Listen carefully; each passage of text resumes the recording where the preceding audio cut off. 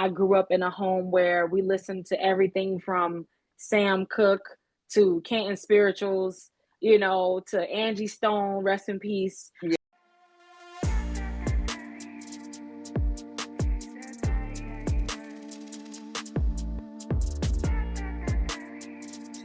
Welcome to Message Reveal. Message Reveal identifies a vibe, a message, or a story told through lyrics of a song. Well, if you guys rock with me every Monday, you know how I do and what I do. But if you're new to this platform, please subscribe and come and join us and find out what Message Reveal is all about. Well, you guys, if you know how I do things, I introduce my special guest by telling you a few things, just a few things that they're associated with. So let's get down to business and tell you who I have, this special guest. One, she was born, let me get this right, in Columbus, Georgia, but she was raised right here in Las Vegas. We big up Vegas. Number two, she is an entertainer, and we'll find out more about that. But last and definitely not least, she's a saxophonist. You guys, please put your hands together and welcome my special guest, Miss Kiana Oliver. Hello, my dear. Hello. How Feels are so you? good. I'm doing well. I'm feeling very good. This was an incredible intro. So I just really I'm taking all that joy in that you're giving off. And so I'm happy to be on here with you. Oh, thank you so much. Well, it's something I say to all my guests. Anytime you take your Friday to come sit with me, I appreciate you and I want the world to know. Yes, I love it. So, Miss Kiana, let's talk. Give me just a small snippet of who you are, who you see yourself in the world to be. I call myself a Jane of all trades, honestly. I serve in ministry in a great capacity, and I love working with children and youth. Being a musician allows for me to be in so many circles and so many environments. I would say that I'm one that can jump in and out and do different things. I'm very artsy. It's hard to describe me because I do so much. But I would say I'm just a kind-hearted, able to do whatever gift God gives, whatever He allows type of person. So, yeah, a butterfly. Maybe I'm a Oh, butterfly I floating like around. that. Yes. I like that. We got to clap that up. I like that. She said a butterfly floating around, and a butterfly is always beauty that they're giving. They're always creating. That's the way I see a Gently, butterfly. very gently, but catches attention. So Yes. I come in gentle. Yes. So I'm just going to dive in and talk about me first experiencing you. I was invited to an event at Doolittle Senior Center, and I brought someone with me to come and support Miss Cassandra. And honey, you was doing the thing. And I was like, get it, girl. I remember one of the songs, I think it was Aaliyah, rock the boat, Yes. rock the boat. I was like, okay. And I love the fact that you was giving us some jazz, but we knew exactly what it was. And you put your own spin. And I can Yes. tell how you were into it. And I was like, ooh, when she's done, I got to have her on the podcast to talk Yes. about her perspective. So before we talk about that particular moment, give me your impetus or your catalyst for playing the saxophone to begin with. What was the attraction for it? Crazy story. So middle school, like all the other kids in the neighborhood, we saw students get to go to Disneyland every year. And one of my closest friends, she was like, yeah, let's do band next year. And I was like, yeah, let's do it. And she was like, let's play saxophone. I was like, I want to play the flute. She's like, no, let's both play the saxophone. And the rest is history. What? Yes, I wasn't even interested in the instrument. I was only trying to join the band because they got to do cool trips. And I ended up being the one student And I kind of have checked in like on, when you get to high school or when you become an adult, you get to see some of your peers because we still live in the city, and I would run into them, be like, "Do you still play? Do you still?" No, just me hanging on in there. So even though it was a idea to Yeah. travel and to be a part of this system, it sounds like this was also something that God put in you, and it was a talent that you just had not cultivated yet. Bingo. And I found that out because my mother ended up telling me, that's always been her favorite instrument. And I'm like, wow, I didn't include anyone in on the decision to do this.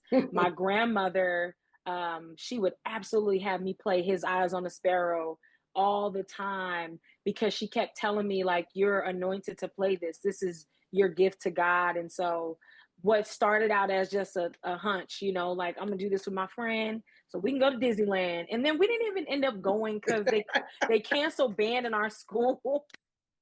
So it was just crazy. So the fact that I stuck with it and was able to just slowly but surely understand that it was more than just an idea, that Yeah. I started to take my instrument home and I started playing music and I started realizing that I can hear it and I can start playing. I can kind of tell the notes, and honestly, it's been up from there. Wow. You know, I feel like so I have an invisible pew. You can't see them, I can't see them, but you're talking to somebody's spirit. A lot of Yeah. times we think things are accidental, but Yeah. God is always weaving connections and Yes. conversations to get us Yes. to do it. Because if somebody may have said, adult, hey, go, you want to go into the band? You probably were like, no. Right. So you had to arrive at something that would get your attention, and we would not have this opportunity to talk to you Yeah. today. So congratulations on Thank you. unpacking all of that to find out who you are. Bingo. Yes. All of that. Thank you so much. So let's talk about this journey. So when did you really identify that this was something you could really give? Like, for example, yes, we have people that play jazz, but it seems like your niche is currently what, say, R&B or jazz that is current that gets people attention, because Rock the Boat, Aaliyah, going back to me originally seeing it, everybody know what that is. So do you mix what's currently going on with some things in the past? What's your process? So, as far as picking songs, I always choose stuff that I grew up listening to that I enjoyed. I grew up in a home where we listened to everything from Sam Cooke to Canton Spirituals, to Angie Stone, rest in peace. Um, Yes. we listened to every Earth, Wind, and Fire. And so I always would gravitate towards teaching myself the songs that I loved listening to.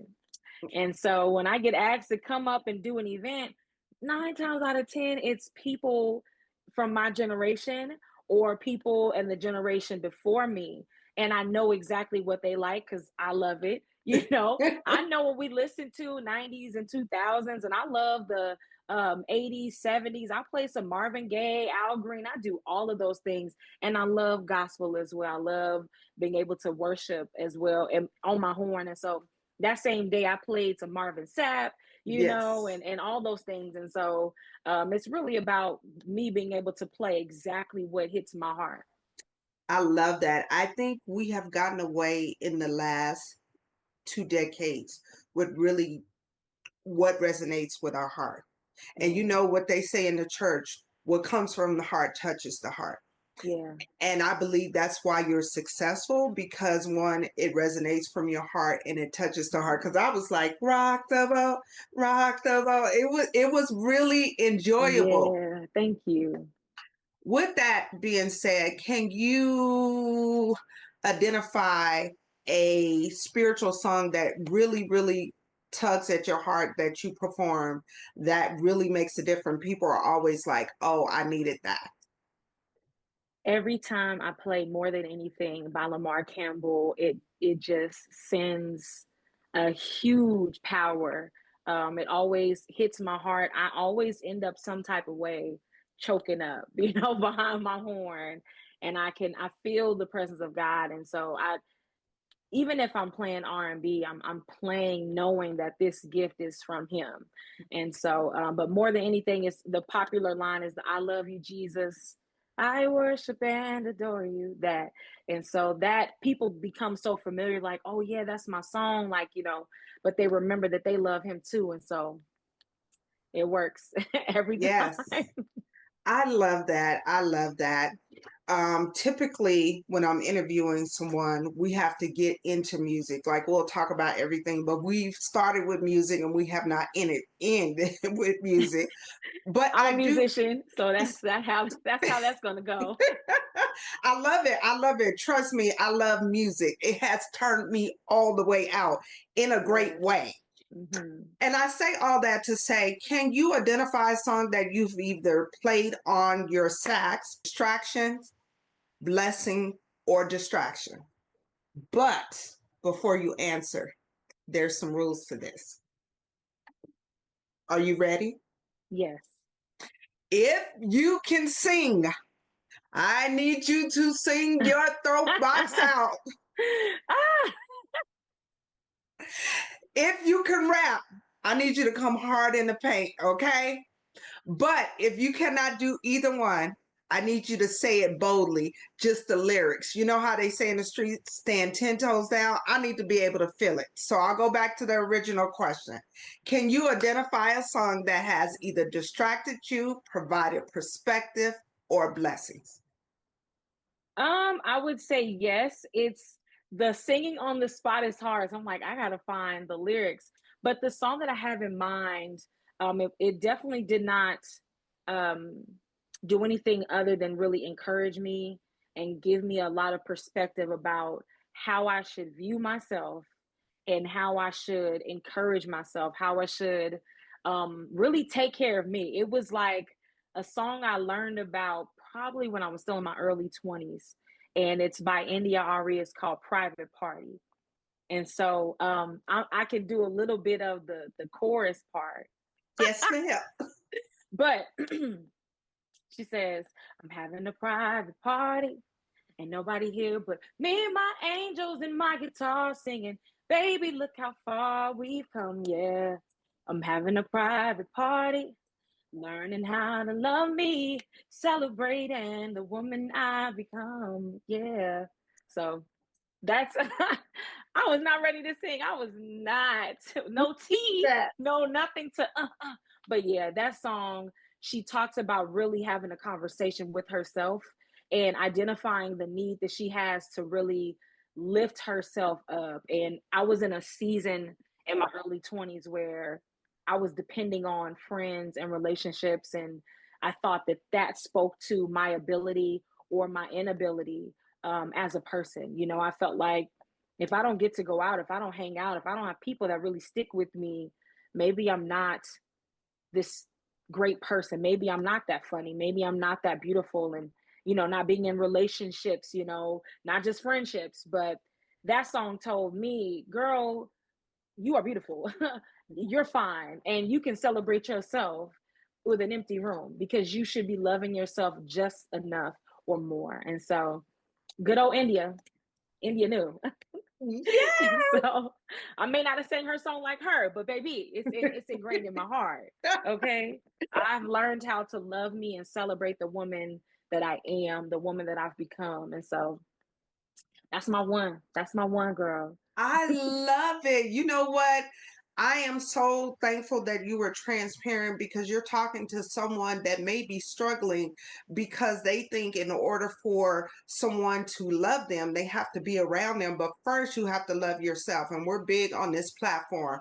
I say, take care of you, and then you Hmm. can cast your net and take care of everybody else. Yes.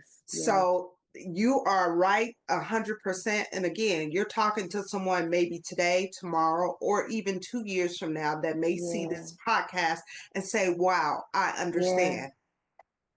Absolutely. So thank you, thank you, thank you for that. And I just want to talk about this hidden talent that you have. And I call it a hidden talent because I've seen many pictures of you, as I said during the pre-show. And I was like, is that Kiana? Wait a minute, that is her. And I say this because you do locks, you do hair, you do all these different things, and you do a wonderful job at doing it. So tell me, what made you begin this path of doing it? I know you say you're creative, but just give me a little bit about that. I would love to. Being very transparent, I have a mom that can braid, but she was too tired to braid my hair and my sister's hair as we got older. Things turned over into you have to learn how to do your own hair. And the woes of being a middle school student, going to school with your hair not done was a thing. And specifically, going to a school that was very, you know, low income neighborhood, everybody go, but there were students that always had their hair done, always had the new Jordans and all the things, and being one of those students that looked like where they came from and looked like where they lived, and we put our dollars together to be able to keep things afloat. Didn't get my hair done often, and not professionally. And so I started working on trying to teach myself how to French braid or cornrow, watching my mom do it, practicing on Barbie dolls, practicing on Cabbage Patch dolls. Shout out to the 80s babies. Had me a Cabbage Patch doll, would try to put cornrows in, and before I knew it, I was able to cornrow the back of my hair, and I would put two big old Afro puff ponytails at the top, and I would cornrow the back. Hideous hairstyle. But that began a trend of me learning how to put braids in. And before you know it, I was braiding my hair, putting individuals in, and next thing is turning heads. Who did your hair? Oh, I did my own hair. And so at 17 years old, I ended up getting my first client, first person that wanted to pay me to braid their hair, and some micro individuals. But from middle school up into high school, I braided my own hair, started buying that connector line braiding hair and was doing it up, learning before YouTube videos was a thing, learning how to dip it, and the rest is history. These little boho Marley twists I did, they barely hold on because I did them so long ago, but It's DIY, cute. a DIY.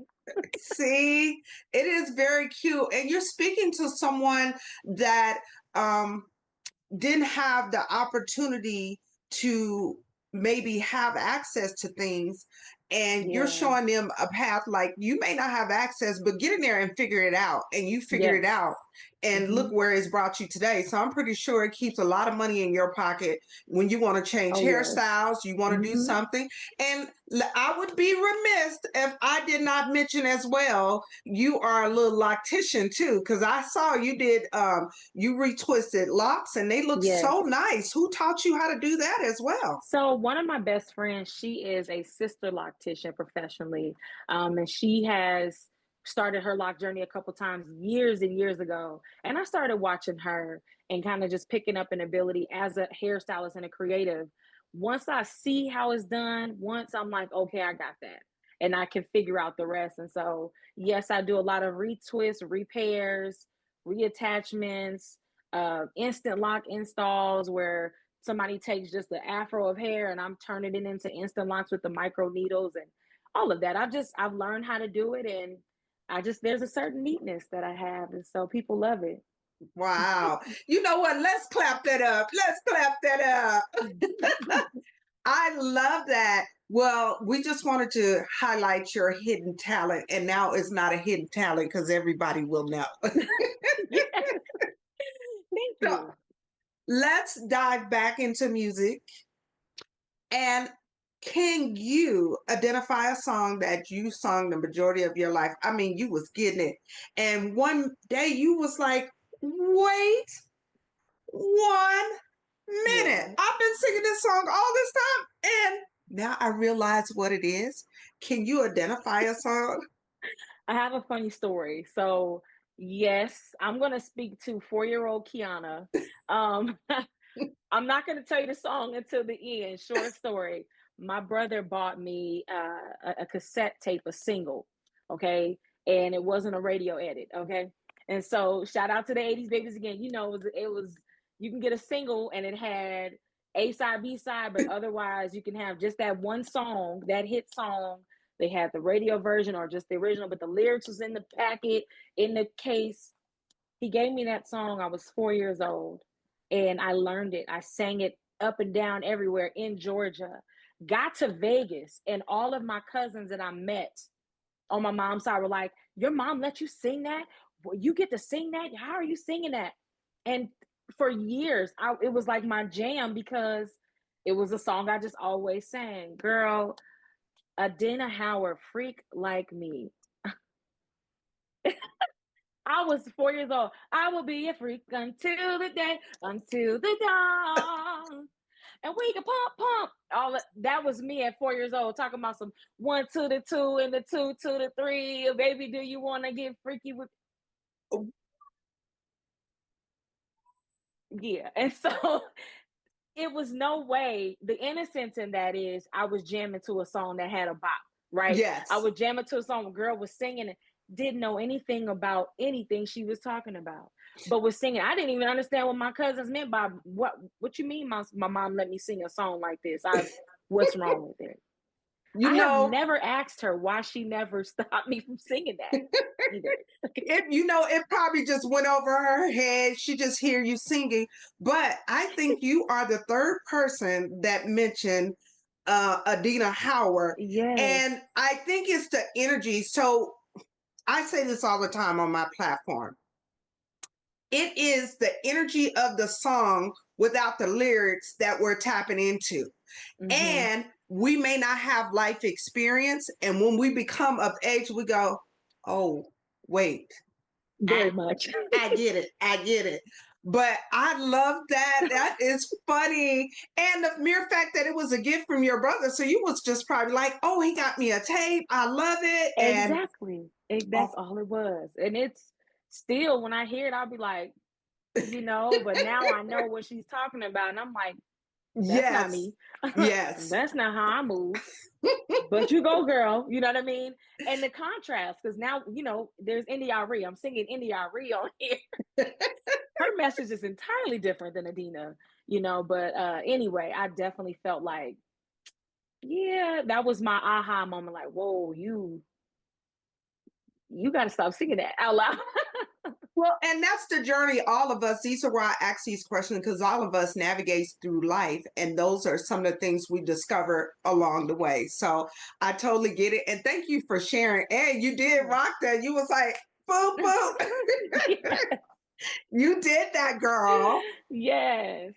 So let's go down your childhood. Let's go down memory lane. And I say that because can you identify a song that you had the opportunity to purchase all on your own, whether it was like some money you made from braiding hair or for Christmas, and you're like, oh, this is a song I'm getting, and it was nobody else influence, it was you alone. Can you identify a song? In my teens, I would say that was a time when I could, afford to get music or buy something. But I came up in the era where the internet took over and there was MP3s, there was LimeWire, there was CD burning. And so I'm like, I really didn't have to buy anything. But when I finally was able to purchase, I could not wait to get my hands on Alicia Keys' album. She had an unplugged album that came out, and there was a hit song that she had called Unbreakable. And I just loved hearing the tenor saxophone play on that record, but also the words and, young mind. I can't wait till one day I get somebody and all these other things. And I want my relationship to be unbreakable and all of that. And so I would say that was the first time, only because we lived in a time where, hey, let me get a copy of that. MP3s. You didn't have to actually go out and, you know. And purchase. Yeah. But yeah, that was my first. Like that was I So gotta have it. let me say this or ask you this. Can you give us just a few lyrics of the song? Absolutely. Oh, look, Oh my gosh. Okay, let me make sure I get the right part. okay. Um so the song goes da na na na na na da da da da da um and I'm gonna stay tuned because there's more to see. unbreakable through the technical difficulties. Unbreakable. We might have to take a break, but I know we'll be back next week singing This Love is Unbreakable. And she like names all these popular couples. She'll say, we could fight like Ike and Tina, or give back like Bill and Camille, be rich like Oprah and Stedman, or instead struggle like Flo or James Evans.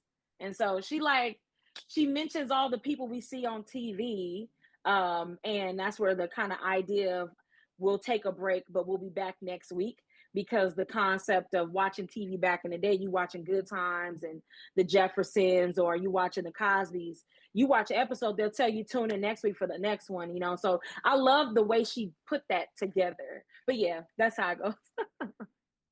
Girl, you did that. I love that. Next time I have you on, because I'm going to say next time you have to bring your sax on and do a little bit. Yes. I'm just saying, because you have been giving us voice and body, and I appreciate that. I don't mind. I actually feel like the next time I'll be better prepared to make sure I'm like posture, tea, all that. No. You know what? You are already prepared. You are being you. And that's what I love about my platform. You get a chance to be you at all levels. And I'm loving every bit of this. Thank you so much. Let me just ask you this one question. What song resonates with you when your spirit is absolutely down? Because we all navigate through life where sometimes your mama's not around, your friend's not around, and you just like, Lord, I need you right now to pick me up. What song can you tap into? I'm going to tell you, this has been a season where I've been hit with a little turbulence, and the song that I have been playing over and over that has gotten me together. If I can mention two, one song is that Let Go, Let God, by Bishop Paul Morton's son, PJ. I know Dwayne Wood sings it, but it was written by Paul Morton's son, and he has a version of it that's really beautiful that has all three of them singing, and that gets me together. But the one that I've been this season, even as of last night, day before yesterday, is This Too Shall Pass by Yolanda Adams.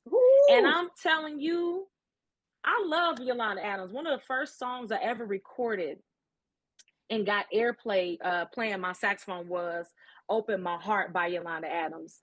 And 88.1, shout out to them, this local Las Vegas radio station that would play my recorded track of that. But that Yolanda has an anointing, Yolanda she got some soul in there. And that This Too Shall Pass was a song I enjoyed, but listening to it this season, it has really got me together. And it has just blessed me. I mean, even transparent yesterday, okay, I had to play it. I was like, This Too Shall Pass. Yeah, so I love how we have the opportunity to tap into this source, which we call music, which is really connected on all levels, and it can bring our spirit up and remind us who we are. Because sometimes when we're in the nick of things and we're like, oh, this keeps us and focus us and say, listen, everything is all right. Yes.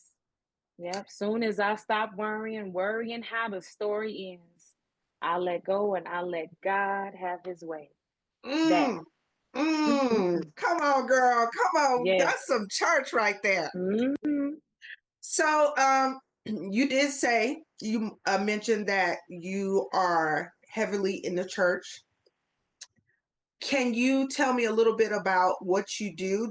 Are you in ministry with singing? Are you in ministry with your saxophone? What is your role that you play or support?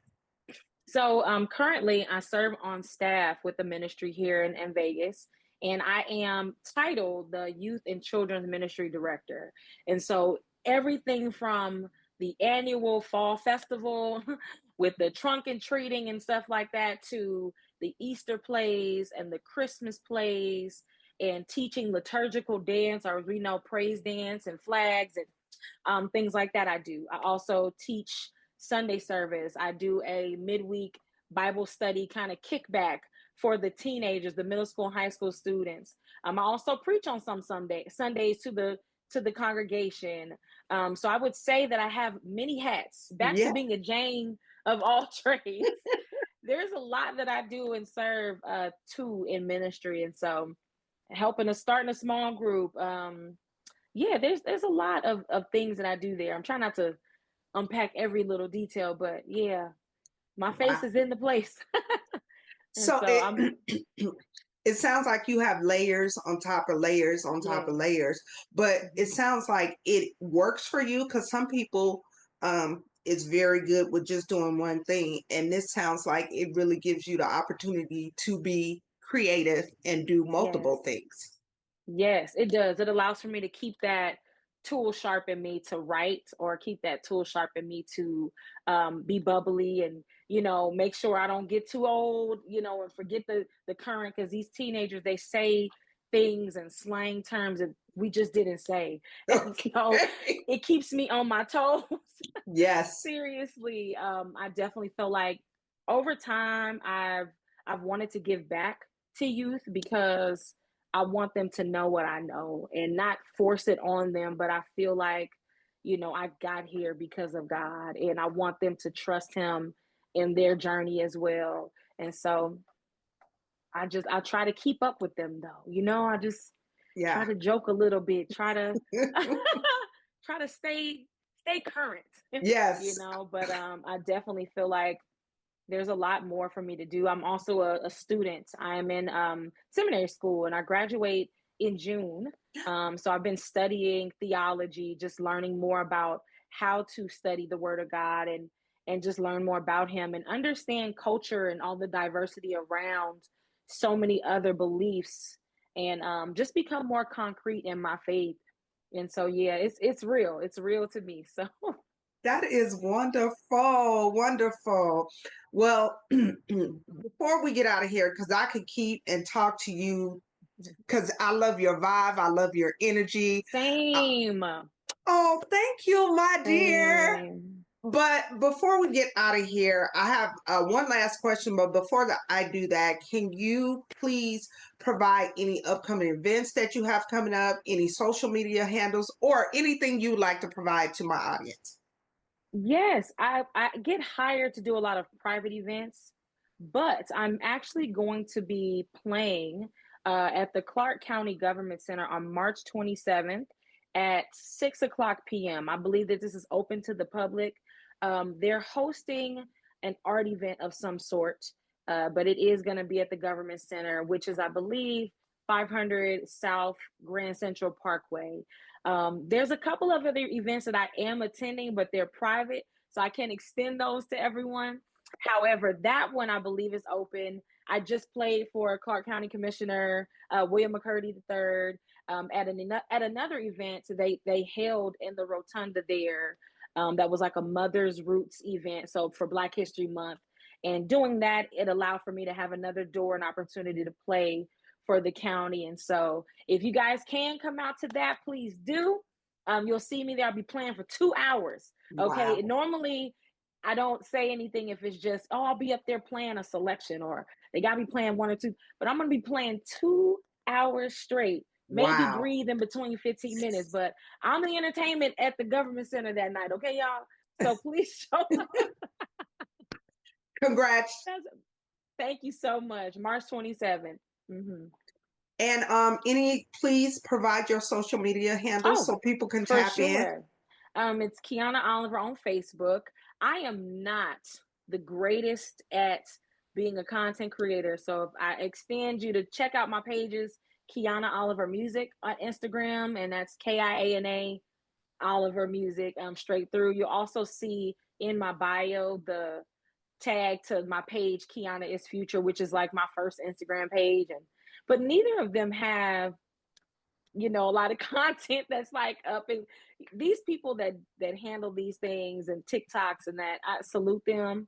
But please follow me. You may see in my story I'll post a flyer of an event that I'm doing or where I'm headed. And, I just love to kind of connect with some of the people that see and hear me places. But those are my two. Facebook would be cool, keep it simple. And with those two, Facebook and Instagram, they can also direct message you if they want to Yes, solicit your book. service, correct? Yes, at any time on those platforms, I take a lot of gigs or event opportunities that way. People also reach out to me via email, and so I do have a picture of like my graphic, my photo business card that has my email, kiana.oliver@gmail.com. That's really where I take a lot of my business, because then I can kind of sift through the people that are just reacting and hearting and liking all the things that I'm doing or saying, and the people are like, hey, I actually want to hire you for my wedding, or things like that. And so yeah. I Go ahead, girl. I love it. Thank you for Thank sharing you. that. And Of before we course. get out of here, my last question. If you had the opportunity to send love out to the world, dedicating a song, what song would you send out to the world? There's so many songs. I think there's one song that I have on my heart that it's not gospel, even though I'm just, but I would say something to think about. Change My Mind by Music Soul Child. That song is not one that carries like a message, but what he says is like he's learning to love again, and learning to accept the fact that now, first he was kind of against love. First he was against being in love or relationship, but he found this person. And he's like, now that I found you, I changed my mind. It was so out of the blue. I used to want to be alone, but I changed my mind. And so I would say that to the world, to not give up on love. I'm not in a relationship, but I believe in love. That song helped me change my mind when it came to just thinking that maybe love will never come. I think that's just a message the world needs to hear, that, change your mind about saying no to it. Don't say never. Don't give up. Just trust that love will come. I think that's absolutely beautiful. This season is about love, so you touched Yes. on it. And what a perfect way to segue out of this podcast. But before we get out of here, I do talk about the journey and the destination.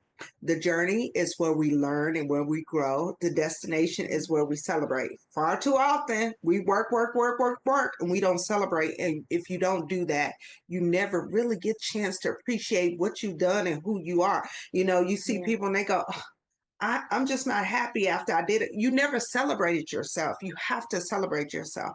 But the key to it all, we can't celebrate forever. We got to get back into that journey. We got to continue to learn Yes. and grow and elevate.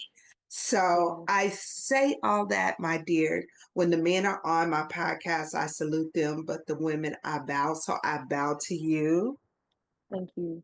Thank you so much. And I thank you for being transparent. I love your energy. I love your vibe. I love your attitude. And your hair is cute, honey. Thank you.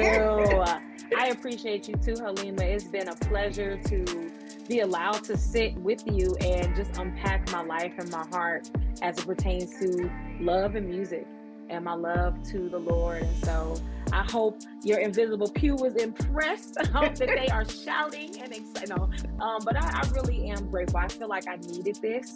I have been interviewed several times and different things just to engage, but this one felt more intentional. It felt like this was a need. This was definitely let me check that on my list of things that I needed.